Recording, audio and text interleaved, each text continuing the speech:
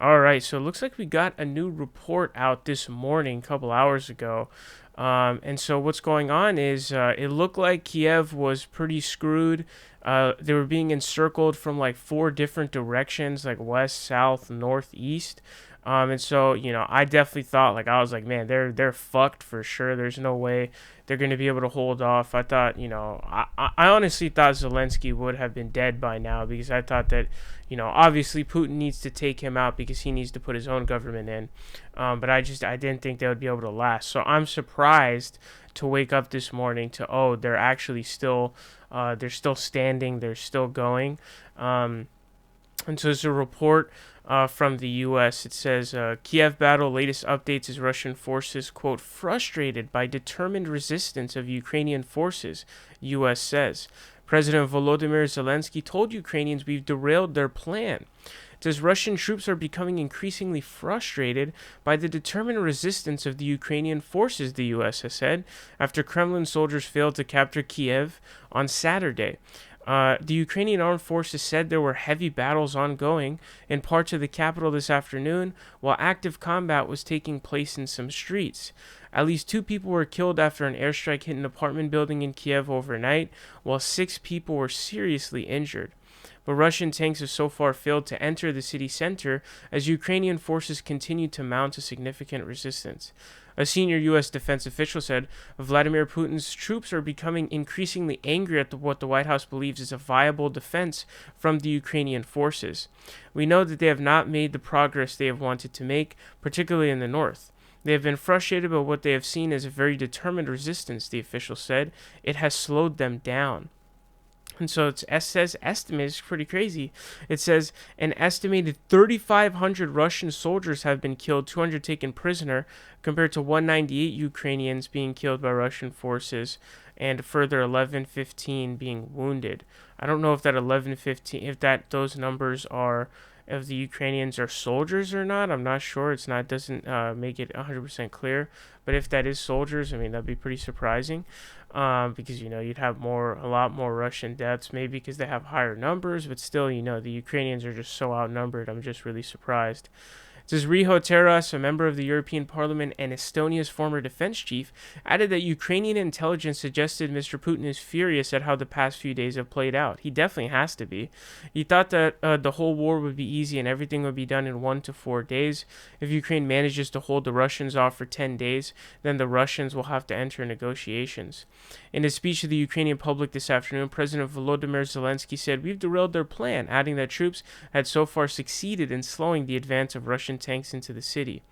Ukrainian leaders scrambled to assemble an army on Friday to resist incoming Russian troops, issuing a decree that banned all Ukrainian men between the ages of 18 and 60 from leaving the country. The decree saw civilians flock to armories to collect assault rifles last night, while others heeded Kiev Mayor Vitaly Klitschko's call to prepare patrol bombs to fight off Russian ground troops.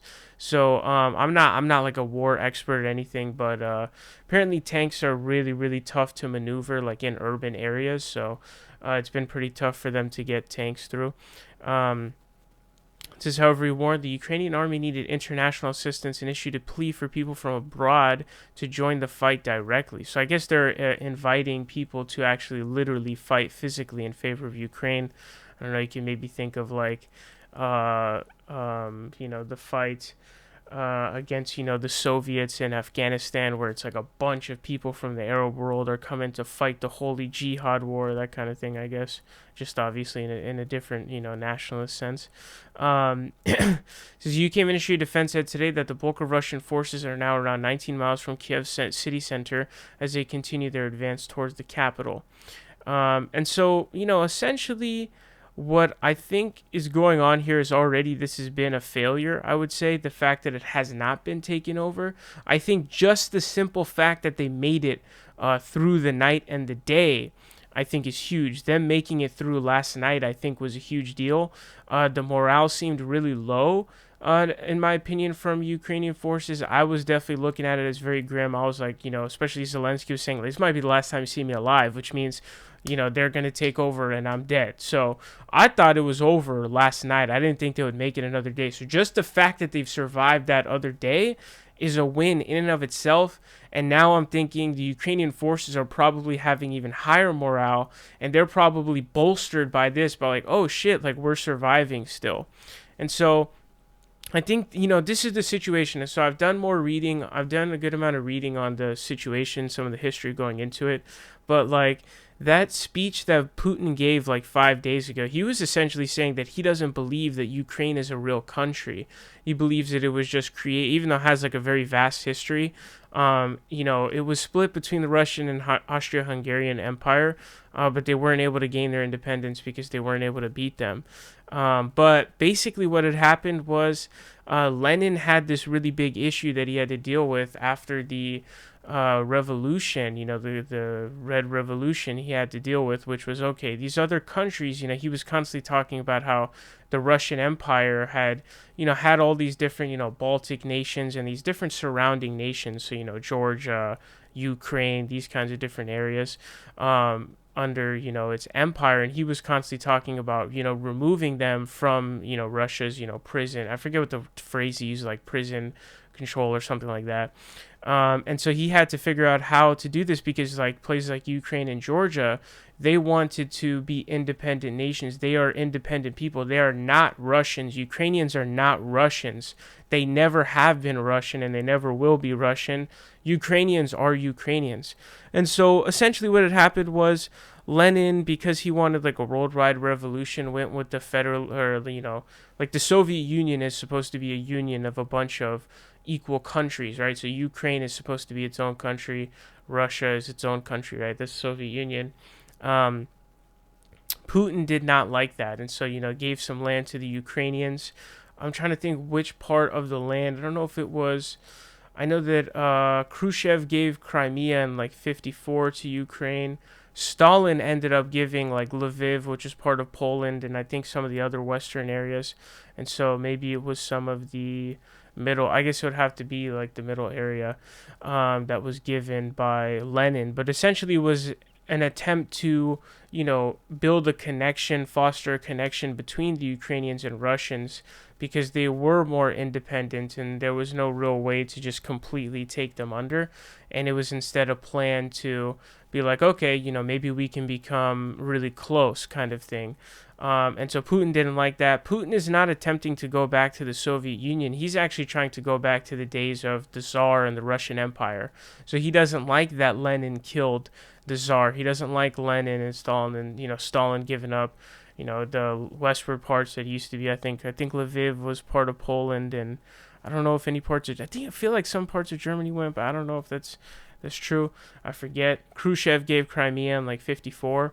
And so he's mad about all of that stuff. He doesn't think Ukraine is a real country. As you can see, this Kiev right here, and I'm struggling to really know how to pronounce this 100% properly. I'm seeing different pronunciations.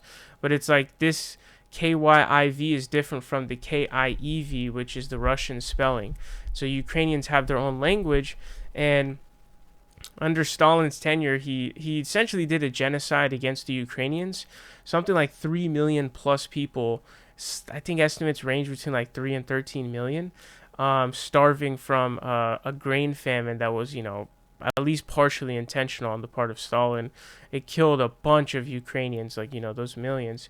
But also there was attempts to stop the language of Ukrainian from being used, and trying to move Russians into Ukraine to try to make it Russian. So it's never been Russian. It'll never be Russian. Like, this difference between KYIV and KIEV, that's the difference between Ukrainian and Russian, right? And so you can even see, like, this is like, I was just thinking about this the other day. It's like, you see the name Volodymyr, right? Like, this and Vladimir are obviously very similar, but they're different, right? This is Volodymyr, that's Vladimir, right? It's different languages, different peoples, different identities. And so that's why they're fighting Russia, is because they are not Russians. I don't know why Putin thinks this, that they're Russians and like they want to be part of Ukraine. He's genuinely trying to make like this plea to Ukrainians as if they want to be a part of Russia and that they're not going to defend their homeland and their country. Like, you see his address that he just gave, I think it was just yesterday, I don't know if it was old or not, but he's saying like these drug addicts and Nazis, like, put down your arms and join us or something like that. Like, he's delusional, he's deluded. he thinks that like Ukraine is Russian, which it's not even close. Ukraine is Ukrainian, and even the eastern parts, I don't think want to actually be part of Russia. This is just rigged, like fuck. Not only they rigged referendums. There's literally Russian invasions prior to the referendum. It's incredibly faked, but even those areas I doubt want to be part of Russia. But there was a move by Stalin to really get people to move into that Donbass region, Russians that is, to obviously turn Ukraine into being more Russian, right? And so this is the difference between Ukrainian identity, Volodymyr and Vladimir, right? It's your own language, your own names. It's Kiev, and I don't know how to pronounce that in Russian. I don't know how to say it. The Kiev English. I think Kiev is like an accepted pronunciation of the new name, but in terms of like the Ukrainian one, I think it's Kiev, but I'm not sure. I honestly I'm not sure. I saw some people trying to say it's like Kiev. I don't know where the R came from. I saw Ukrainians say that the R is not real. So if you're Ukrainian, definitely let me know down below the proper pronunciation of Kyiv. But also keep in mind that if you're saying Kiev, that is like an English pronunciation, just like Beijing instead of, we don't say like, no decimos Mexico, right? We don't say Mexico. We don't say Mexico, we say Mexico, right? So, you got to understand that too. But considering that the Ukrainian identity is under fire, I think it's a good idea to pay attention to these things like Volodymyr instead of Vladimir, or Kiev, versus, the old Russian name. So, Ukraine has a vast history. Ukraine is not Russian. It is not Russia. It's its own independent thing. And that's why there's a determined resistance, is because they don't want to be part of Russia. Like Putin seems to be delusioned into thinking. Like he's a lunatic to not understand this. He's supposed to be like the great historian too. It's hilarious. What an idiot.